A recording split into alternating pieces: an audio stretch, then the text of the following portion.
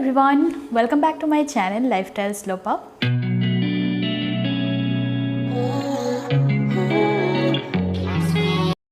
तो आज मैं एक टॉपिक के ऊपर आप लोगों से बात करना चाहती हूँ।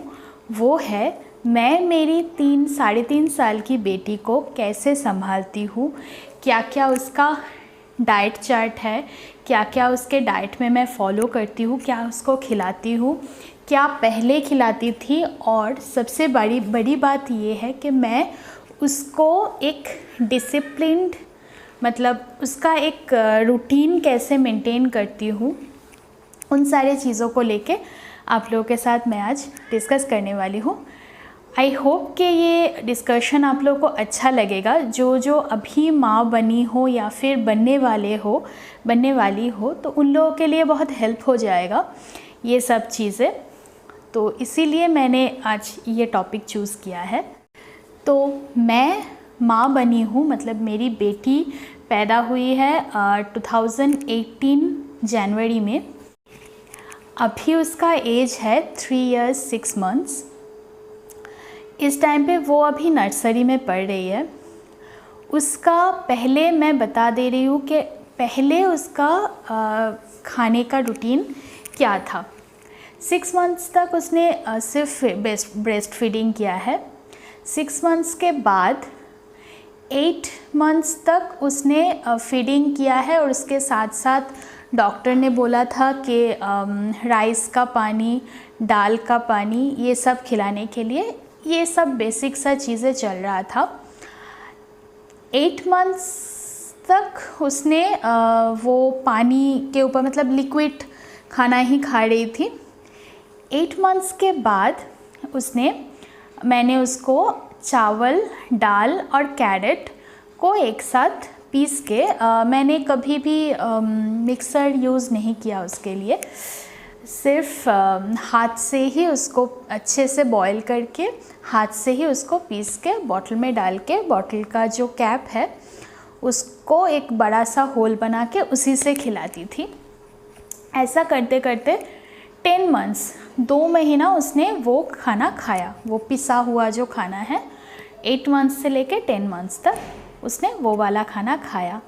उसके बाद 10 months के जब वो हो गई तब वो पूरा बॉटल का खाना छोड़ दिया।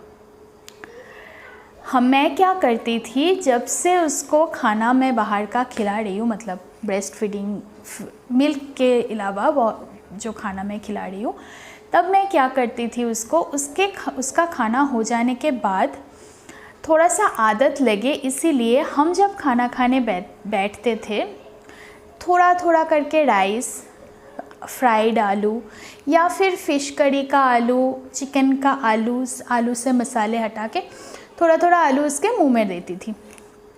वो खाते खाते ना उसका जो टेस्ट बड्स है वो खुल गया था, और वो उसका जो वो पिसा हुआ खाना है वो उसने 10 months के बाद ही खाना छोड़ दिया। फिर एक दिन क्या हुआ, अचानक से मैं देख रही थी कि वो खाना नहीं खा रही है, वो जो बॉटल का जो खाना है वो नहीं खा रही है। ऐसे एक दिन मुझे लगा कि कुछ एसिडिटी वगैरह होगा, गैस होगा, इसीलिए शायद नहीं खाया है। तो ऐसा करके क्या हुआ, 1 दिन 2 दिन 3 दिन ऐसा हो गया। फिर मैं डर गई कि डॉक्टर को दिखाना है। मेरे हस्बैंड ने बोला आप एक काम करो, तुम्हारा खाना एक बार, मतलब हमारा जो खाना है वो एक बार उसको दे के देखो, अगर वो नहीं खाता है तो डॉक्टर के पास जाना पड़ेगा। तो मेरे घर पे उस दिन दाल, मुझे अभी तक, सॉरी फॉर द इंटरप्शन, बाहर से किसी ने स्नीजिंग किया है।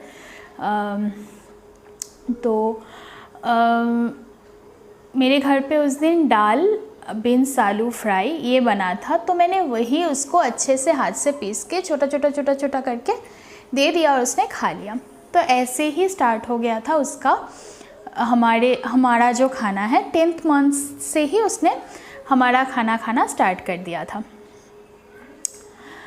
अब आते हैं उसके धीरे धीरे जो मैंने मील चेंज किया है उसके ऊपर। वो मेरी बेटी ब्रेस्ट फीडिंग छोड़ने के बाद मिल्क कम्प्लीटली छोड़ दिया था। मिल्क उसको सूट ही नहीं करता था तब। एकदम भी वो मिल्क नहीं खा पाती थी। किसी भी तरह का मिल्क उसको खिलाती थी ना, वो डाइजेस्ट नहीं कर पाती थी, वॉमिटिंग हो जाता था। इसीलिए मुझे मिल्क बिल्कुल अवॉइड करना पड़ा। डॉक्टर जो मिल्क प्रिस्क्राइब करके दिया था वो नैन ग्रो ऐसा कुछ जो होता था, वो भी वो नहीं खा पाती थी। तो ब्रेकफास्ट में मैं उसको देती थी।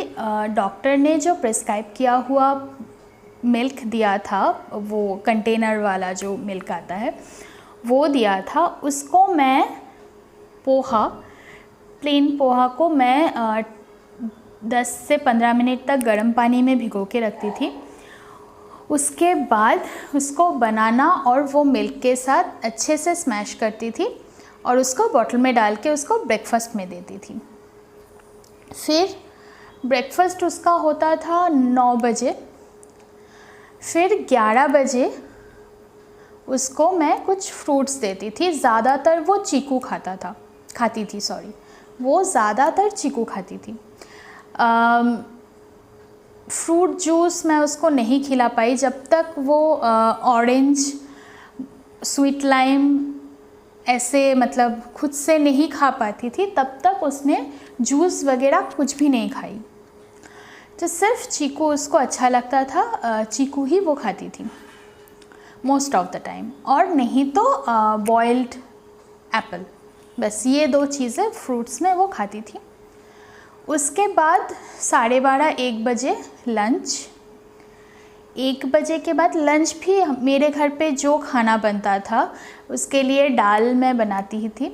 वो दाल सिर्फ हमारे लिए, सबके लिए दाल जैसा बनता है, वो छौंका लगा के जो दाल बनता है वही वाला दाल मैं उसको खिलाती थी।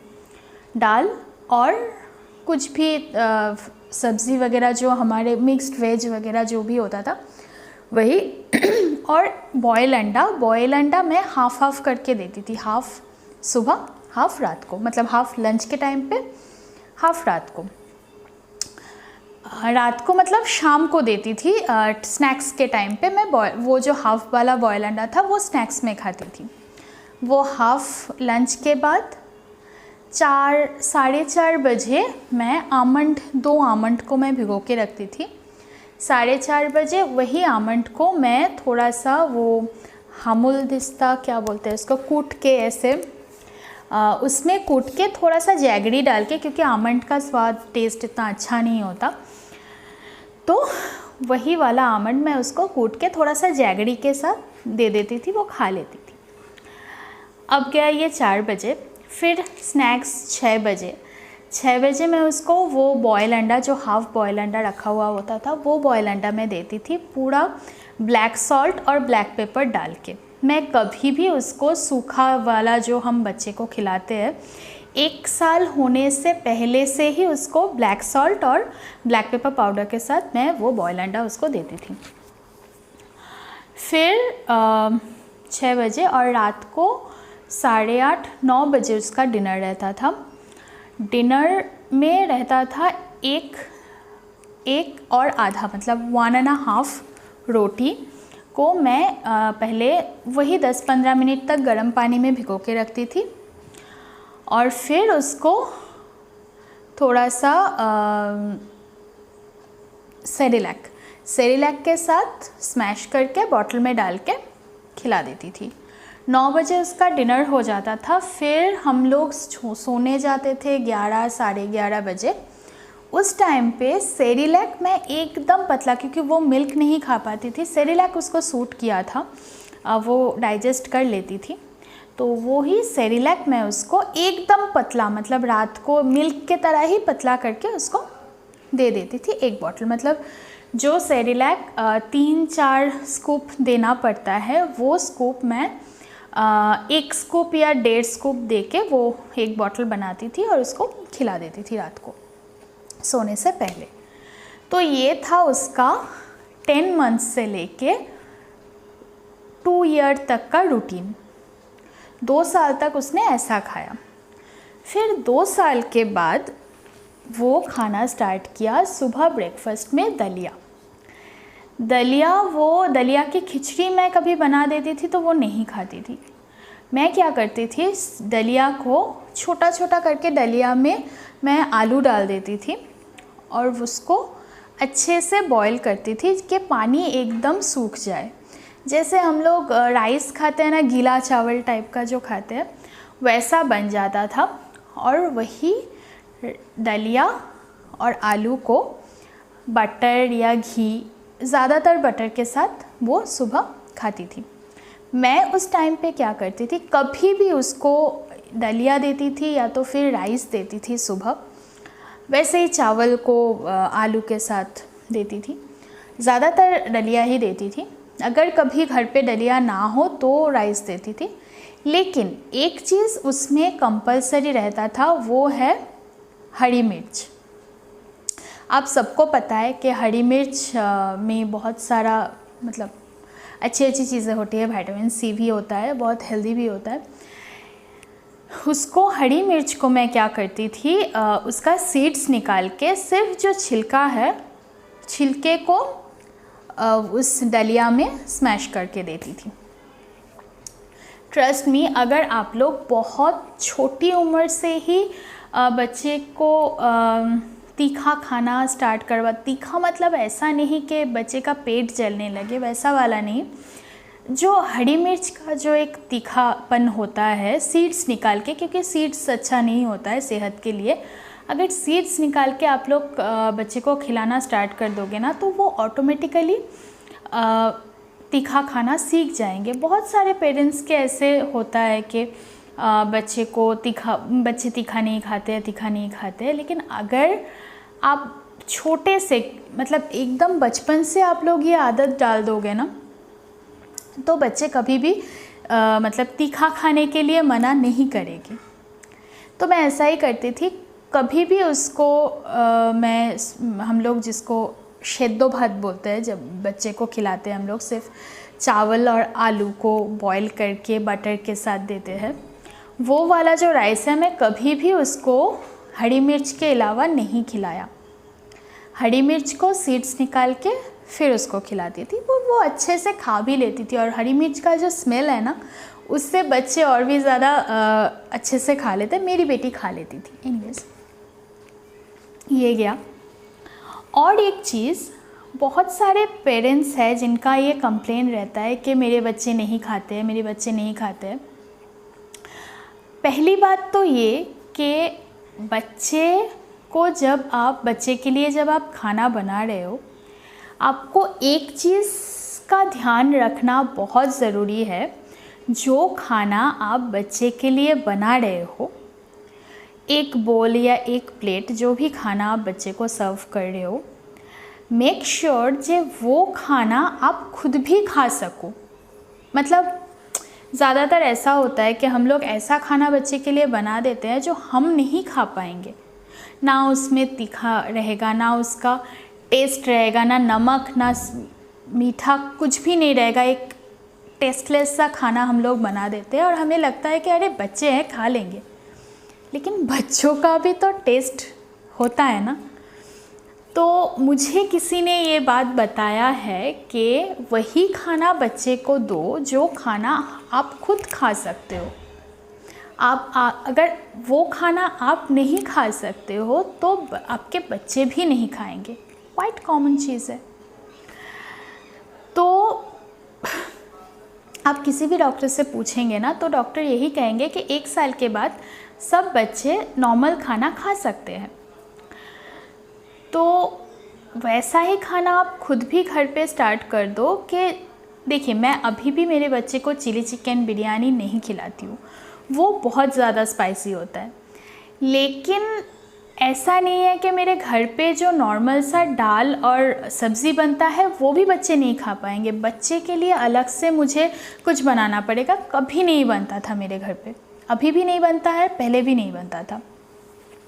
तो वो पहले तो आपको बंद करना पड़ेगा। अगर खिचड़ी भी आप बना रहे हो ना बच्चों के लिए, सब सारे वेजिटेबल्स डाल के खिचड़ी बना रहे हो, तो मेक श्योर कि वो खिचड़ी आप भी खा सकते हो।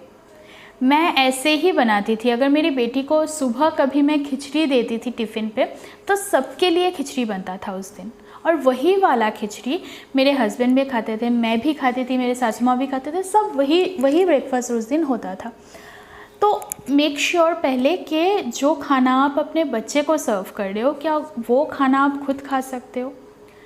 सिंपल सा बात है ना। अगर एक प्लेट खाना हम लोग को सिर्फ दाल के साथ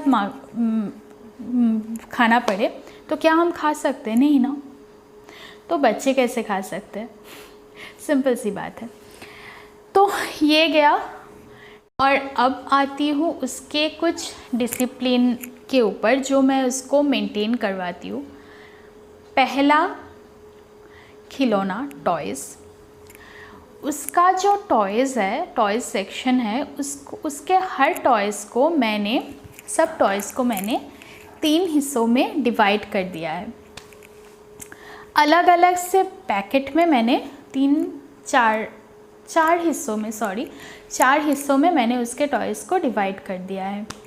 अलग अलग पैकेट में, एक ब्लू कलर का पैकेट है, एक ऑरेंज कलर का पैकेट है, एक वाइट कलर का पैकेट है। ऐसे मैंने डिवाइड कर दिया है उसके टॉयज़ को। और उसको पहले से ही मैंने ये रियलाइज़ करवा दिया है कि टॉयज़ आपको एक ही पैकेट एट अ टाइम मिलेगा। आप 2-3 पैकेट को एक साथ ऐसे घर पे नहीं फैला सकते हो। तो वो पहले से ही ऐसे ही उसकी आदत पड़ चुकी है, और उसको पता है कि एक पैकेट मैंने निकाला हुआ है, दूसरा वाला पैकेट मुझे तभी मिलेगा जब मैं ये पहले वाले पैकेट को अंदर डाल के जगह पे रख दूँगी, उसके बाद मुझे दूसरा वाला टॉयज़ मिलेगा। ऐसे क्या होता है, मैंने ये खुद नोटिस किया है। इसमें क्या होता है, हम हमेशा देखते हैं कि कुछ टॉयज़ हम लोग लाते हैं ख़रीद के मार्केट से, बच्चे को देते हैं और आधे घंटे में बच्चे उससे मुँह मोड़ लेती है। बस ऐसे ही कोने में वो टॉयज़ जो है वो पड़ा हुआ रहता है, वो अलग कुछ ही अपनी ही दुनिया में खोई रहती है। तो अगर आप ऐसे डिवाइड कर दोगे ना टॉयज़ को, तो बच्चे क्या करेंगे, उतना जल्दी बच्चे बोर नहीं हो जाएंगे टॉयज़ से। जब हमेशा हम लोग अगर घर पे टॉयज़ ऐसे फैला हुआ रहता है तो उसको ऐसा ही लगेगा ना, अरे ठीक है सामने ही तो है, कभी भी ले लूँगी। तो ऑटोमेटिकली उसका जो इंटरेस्ट है टॉयज़ के ऊपर वो बहुत जल्दी ख़त्म हो जाएगा। तो वो हमें ही देखना है कि टॉयज़ को हम लोग अगर उसके आँखों के सामने से ऑल टाइम हटा के रखें कि उसको मांगना पड़ेगा आके कि मम्मा टॉयज़ चाहिए, बाबा टॉयज़ चाहिए। उसको पता है कि टॉयज़ कहाँ पे है, उसको निकालना है, निकाल के उसको वापस उधर ही रखना है। तो वो क्या करेगा, उतना जल्दी उस टॉयज़ के ऊपर से उसका मन नहीं उठ जाएगा। थोड़ा दिन तो टाइम लगेगा टॉयज़ के ऊपर से मन उठने के लिए। तो ये मैं बहुत ज़्यादा मेंटेन करती हूँ। थर्ड चीज़ जो मैं बहुत ज़्यादा मेंटेन करती हूँ वो है उसका जो फ़ोन का आदत है वो छुड़ाना। पहले उसका भी थोड़ा सा आदत तो पड़ गया था फ़ोन के ऊपर, लेकिन अभी मैंने क्या किया है, जब भी वो फ़ोन मांगती है ना, मैं उसको कभी मना नहीं करती हूँ कि फ़ोन नहीं दूँगी तुझे। उसको मैं फ़ोन दे देती हूँ, और मैं क्या करती हूँ, उसी टाइम पे मैं फ़ोन से भी ज़्यादा कुछ अट्रैक्टिव चीज़ें लेके उसके पास में बैठ जाती हूँ, उसको बुलाती भी नहीं हूँ। या तो फिर एल्बम, या तो फिर मेरा जो कॉस्मेटिक्स का बॉक्स है वो। देखिए एक चीज़ तो कंफर्म है, बच्चे को अगर कोई चीज़ से डिस्ट्रैक्ट करना हो तो उसको किसी और चीज़ पे इन्वॉल्व करना ज़रूरी है। आप अगर डांटना स्टार्ट करोगे कि अरे फ़ोन नहीं दूंगी, फ़ोन नहीं दूंगी, फ़ोन नहीं मिलेगा, तो वो कैसे, मतलब वो क्या लेके रहेगा। आप दे दो उसको फ़ोन, लेकिन उसी टाइम पे आप उसके पास कुछ क्रिएटिव चीज़ें लाके बैठ जाओ। अपना साड़ी ही फोल्ड कर लो, अपने कपड़े, बहुत सारे वार्डरोब पे का जो कलरफुल आपका कपड़ा होता है वो निकाल लो, या तो फिर वेजिटेबल्स का बास्केट निकाल लो, बच्चे अट्रैक्ट हो जाएंगे। बस वेजिटेबल्स का बास्केट निकाल के वेजिटेबल्स फैला के आप बैठ जाओ, आपका वेजिटेबल फ्रिज से निकल के थोड़ा सा सूख भी जाएगा और आपके बच्चे भी अट्रैक्ट हो जाएंगे। क्योंकि बच्चे को ना इसी सब चीज़ों से अट्रैक्ट होता है जो उनके सामने नहीं रहता है। तो फ्रिज में वेजिटेबल का बॉक्स रहता है, वो तो ऑटोमेटिकली उसमें अट्रैक्ट हो जाएगा। तो ये भी मैं करती हूँ। और भी बहुत सारी चीज़ें हैं, आपका कुछ किताब लेके आ जाओ, जो आप लोग पेंटिंग करते हो, पेंटिंग का सामान लेके बैठ जाओ, बच्चे खुद ब खुद आ जाएंगे। हाँ, लेकिन एक बात तो है, अगर आप लोग किचन का काम कर रहे हो तो हाफ एन आवर के लिए आपको तो किचन का काम छोड़ के आपके बच्चे के पास आना ही पड़ेगा। मैं भी वही करके अपनी बच्ची को फ़ोन का आदत ऑलमोस्ट छुड़ा चुकी हूँ। खाने के टाइम पे बहुत सारे बच्चे जिद करते हैं कि खाने के टाइम पे फ़ोन चाहिए। मैं क्या करती हूँ, खाने के टाइम पे ना, उसके खाने के टाइम पे मैं कहानियाँ पढ़ के सुनाती हूँ, स्टोरी बुक मैं खिलाती हूँ। एक हाथ से ऐसे मेरा किताब रहता है और एक हाथ से ऐसे खाना खिलाती हूँ, ऐसे पढ़ती हूँ और खाना खिलाती हूँ। तो थोड़ा सा तो बच्चे के ऊपर स्ट्रगल करना ही पड़ेगा आपको। अगर किताब आप लोग मतलब ऐसे किताब पकड़ के खाना आप लोगों का थोड़ा सा प्रॉब्लम लगे तो कहानी खुद सुना दो, खुद अच्छे कहानी, मतलब बच्चों को जो पसंद आए, कुछ फैंटेसी कहानी वगैरह। अगर कहानी सुनना बच्चे को अच्छा लग गया ना, तो बच्चे ऑटोमेटिकली फ़ोन देखना बंद कर देंगे। तो बस यही सब मैं मेंटेन करती हूँ मेरी बेटी के लिए। आई होप कि आपको भी ये सारी चीज़ें जो है वो